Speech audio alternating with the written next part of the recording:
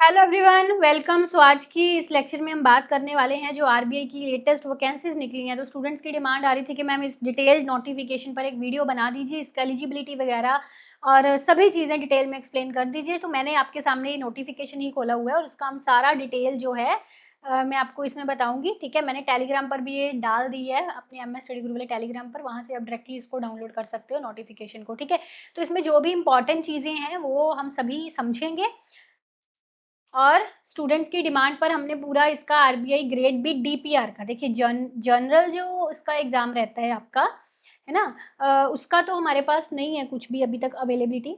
But जो DPR का exam है, because MS study Guru is non for India's top platform for economics students, तो यहाँ पे इकोनॉमिक्स को टारगेट किया जाता है। डीपीआर जो है ये इकोनॉमिक्स का आपका एग्जाम होता है। तो डीपीआर का कंप्लीट कोर्स जो है वो हमारी एप्लीकेशन पर अवेलेबल है। सिर्फ टेस्ट सीरीज लेना चाहते हो फेज 1 फेज 2 की, वो भी अवेलेबल है। पूरा डिटेल्ड कोर्स जिसमें आपको दोनों फेसेस जो हैं वीडियो लेक्चर्स टेस्ट नोट सब चीज़ें मिलेंगे, वो भी अवेलेबल है। तो अभी मैं आपको वेबसाइट भी दिखा देती हूँ। सो लेट्स सी, सबसे पहले हम डिस्कस कर लेते हैं नंबर ऑफ वैकेंसीज। देखिए, अगर डीपीआर की मैं बात करूँ तो इसमें 6 वैकेंसीज यहाँ पे दिखा रहे हैं जर्नल वालों की, एक OWS की है, ओबीसी की 2 हैं, एससी की 4 हैं, एसटी, हाँ, टोटल 17 वैकेंसीज हो गई। ठीक है, तो ये आपकी 17 वैकेंसीज होगी। अब ये देखिए, ओपनिंग डेट फॉर एप्लीकेशन कितनी है? 10 सितंबर। क्लोजिंग डेट आपको जो फिल करना है फॉर्म उसकी 30 सितंबर है। अब इसमें हम ये समझते हैं, ये जो डीपीआर का एग्जाम है, देखिए फेज 1 जो है, पेपर 1 पेपर 2 ऑनलाइन एग्जामिनेशन रहेगा। डेट है इसका अक्टूबर। फेज 1 का एग्जाम रहता है ना पहले, ठीक है, 2 पेपर्स होते हैं। 19 अक्टूबर को इसका एग्जाम है। फेज 2 का एग्जाम आपका 7 दिसंबर को है। ठीक है, इनके बीच में तैयारी का काफी टाइम है। तो paper 1 and paper 2 return examination. अब इसके लिए हम एज लिमिट देख लेते हैं। देखिए, कैंडिडेट मिनिमम एज जो है उसका 21 ईयर्स होना चाहिए एंड मैक्सिमम एज जो है वो 30 ईयर्स होना चाहिए। पर कुछ रिलैक्सेशन भी है। 5 साल का रिलैक्सेशन है scheduled caste and scheduled tribe वालों को। ठीक है, 3 ईयर्स का रिलैक्सेशन जो है वो ओबीसी वालों को है इसमें।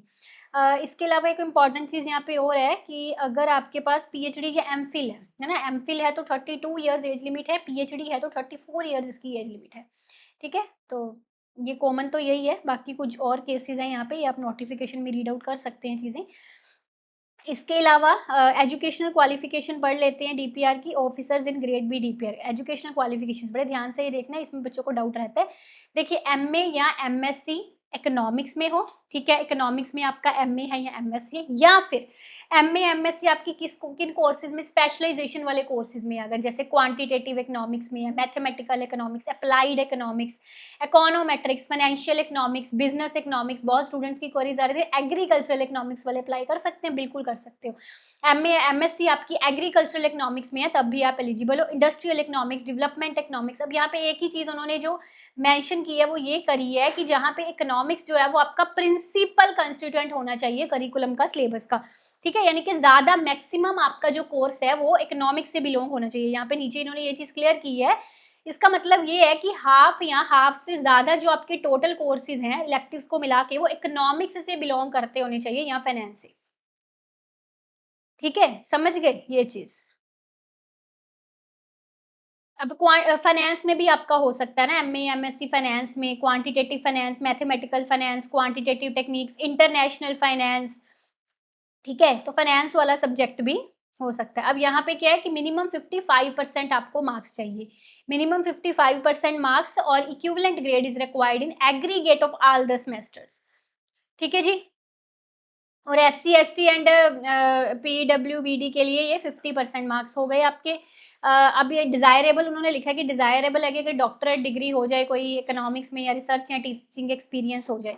ठीक है, तो एज लिमिट का बता ही दिया था। एमफिल वालों को 30 से 2 ईयर्स, यानी कि 32 ईयर्स का अपर लिमिट है। डॉक्टरेट वालों के लिए 4 ईयर्स का अपर लिमिट है। ठीक है जी, ये हो गया। अब आगे चलते हैं।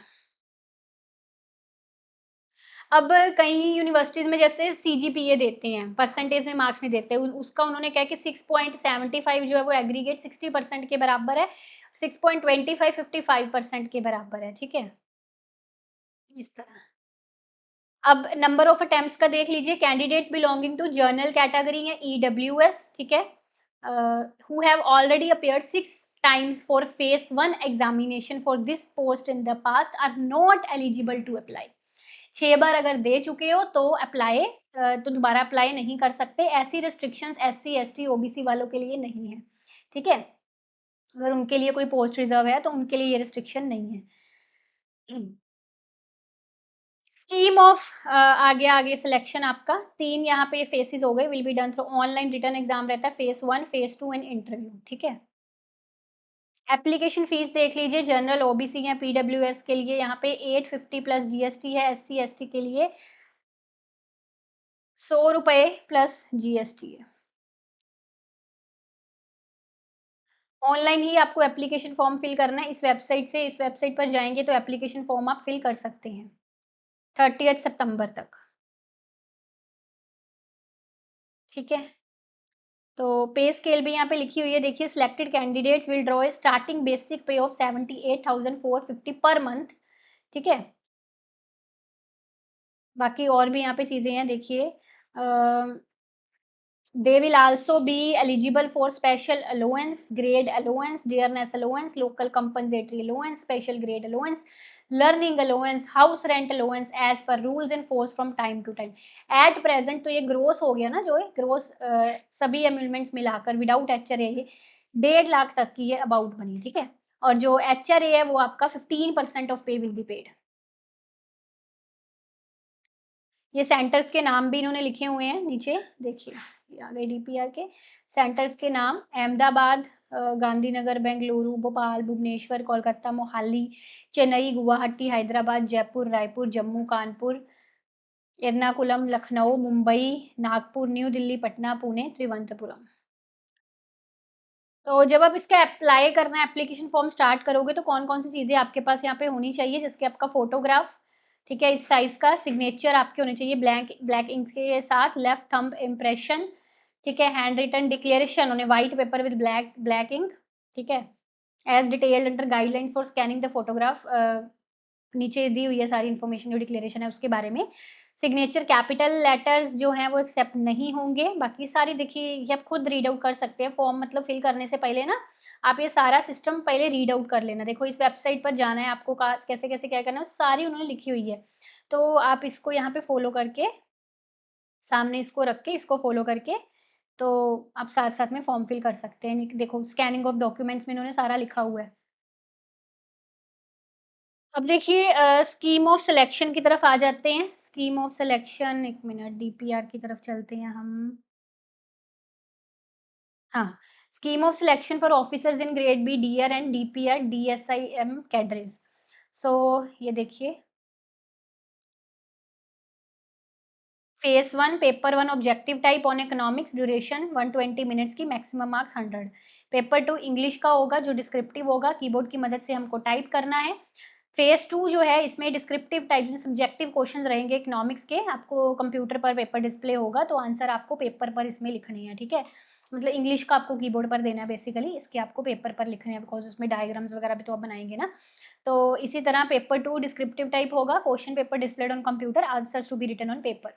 तो ये 400 इसके मैक्सिमम मार्क्स रहेंगे। कैंडिडेट जिनके मिनिमम एग्रीगेट मार्क्स आएँगे पेपर 1 एंड पेपर 2 के फेज़ 1 में, ठीक है? वही शॉर्ट लिस्टेड होंगे फेज़ 2 के लिए। तो इसका आप सिलेबस देख लीजिए, जैसे ये पेपर 1 आपका जो इकोनॉमिक्स का है ना? माइक्रो इकोनॉमिक्स, मैक्रो बहुत इन्होंने ना सिलेबस मतलब इकट्ठा करके जिसको बोल सकते हैं, ऐसे दिया हुआ है, ठीक है? वैसे पढ़ने की बात करें तो बहुत वास्ट हो जाता है, टॉपिक के आगे सब टॉपिक्स काफ़ी चीज़ें रहती हैं इसमें। ठीक है, micro, macro, international theories of economic development, public finance, environmental economics, quantitative methods in economics, ये इंडियन इकोनॉमी हो गया। इंग्लिश का कोई ऐसा एज़ इट इज़ सिलेबस नहीं है, बस वो जो पैराग्राफ राइटिंग, एसे राइटिंग वगैरह में आपकी स्किल्स होंगी। ठीक है, ये डिस्क्रिप्टिव टाइप हो गया इकोनॉमिक्स का, माइक्रो इकोनॉमिक्स, मैक्रो इकोनॉमिक्स। देखो मैं आपको एक अगर सही बात बताऊँ, एक टाइम था जब डीपीआर का कोई भी सिलेबस ऐसे नहीं दिया होता था। बस वो अंदाज़े के तौर पर एक पढ़ाया जाता था कि इकोनॉमिक्स है तो उसमें ये चीज़ हमको करनी है। पर अभी इन्होंने सिलेबस तो दिया है, पर स्ट्रिक्टली अगर मैं देखूँ तो प्रीवियस ईयर का पैटर्न कोई सिलेबस को फ़ॉलो नहीं कर रहा, ठीक है? सिलेबस एक ऐसा समझ सकते हैं आप कि एक फ़ॉर्मेलिटी है। अगर आप प्योरली सिर्फ़ सिलेबस को देख के तैयारी करेंगे तो वो शायद एक सही तरीका नहीं होगा, ठीक है? क्योंकि अगर इसका मेमोरी बेस्ड जो क्वेश्चन्स इसके होते हैं प्रीवियस ईयर क्वेश्चन पेपर तो मिलता नहीं है, तो उसमें अगर देखें तो ऐसा नहीं है कि डायरेक्टली वो चीज़ें दी हुई, जैसे एनवायरनमेंट में तो बहुत इससे कम पूछा जाता है, ज़्यादातर इसमें जो आपकी एनालिटिकल स्किल्स रहती हैं ना, इकोनोमेट्रिक्स वगैरह है ना, एप्लाइड जिसको हम बोलते हैं एप्लाइड स्किल्स, वो उन पर ज़्यादा काम करने की ज़रूरत होती है आपको। ठीक है जी, तो यही जानकारी थी इसमें इम्पोर्टेंट। एग्ज़ामिनेशन की डेट हो गई क्लियर? ओके, तो मैं अब आपको ये स्क्रीन दिख रही है आप सबको, है ना? तो यहाँ पे देखिए ये हमारा आरबीआई ग्रेड बी डीपीआर का टेस्ट सीरीज़ है। इसमें ना आपको टेस्ट मिलेंगे, जैसे कि देखिए phase 1 paper 1 test, phase 1 paper 2 test, ठीक है? ये इंग्लिश का टेस्ट हो गया, बाकी आपको सब्जेक्टिव के लिए इसमें मॉडल आंसर्स जो हैं वो मिलते हैं, ठीक है? फिर आगे चलते हैं हम। अगर मैं आपको इसका ये डिटेल्ड कोर्स दिखा दूँ एक बार, देखिए। तो इसमें आपको सब्जेक्ट वाइज़ क्लासेज़ हैं इसमें बेसिकली सारी, है ना? जिनसे भी एग्ज़ाम पर्सपेक्टिव के अकॉर्डिंगली, कि जो एग्ज़ाम का पैटर्न है उसके अकॉर्डिंगली नोट्स हो गए, practice questions, books, test series, है ना? इकोनॉमिक सर्वे, ठीक है? इसमें टेस्ट इंक्लूडेड है, अलग से मतलब आपको टेस्ट नहीं देने पड़ेंगे, लेने पड़ेंगे। ये इंग्लिश एग्ज़ाम की गाइडेंस पर भी कुछ क्लासेज़ हैं। ठीक है जी, एमएस स्टडी ग्रुप एप्लीकेशन आप इसके लिए डाउनलोड कर सकते हो, स्पेशली हमने लर्नर्स की डिमांड पर ही ये लॉन्च किया था। बाकी अगर और कोई आपको डाउट है तो आप कमेंट सेक्शन में बता दीजिएगा। Thank you.